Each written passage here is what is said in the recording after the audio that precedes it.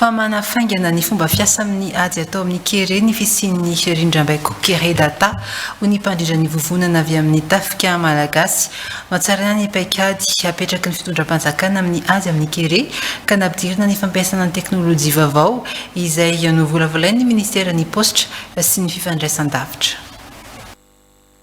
Alefa ny ministera taty zany ny miaramila izay misy an'ireo mpitsabo miaramila sy ireo ingénieur miaramila ary ny miaramila amin'ny PM3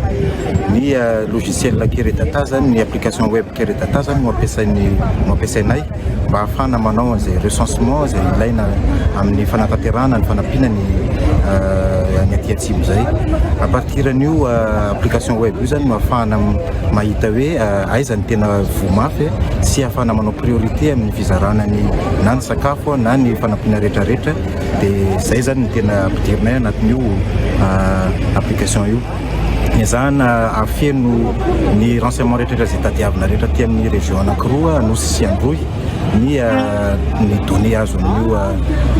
application web io zany hoe mahita ny volet rehetrarehetra zany na ny amin'ny population zany na amin'ny resaka rano zany na amin'ny sécurité akoatran'izay tsy fanjariana ara-tsakafo zay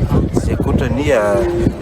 tsy fahasalamana na ny olana ara-pahasalamana zany hoe mahita volet maro be zany ny recensement ataon'ny miaramila ty amin'ny fampiasana n'io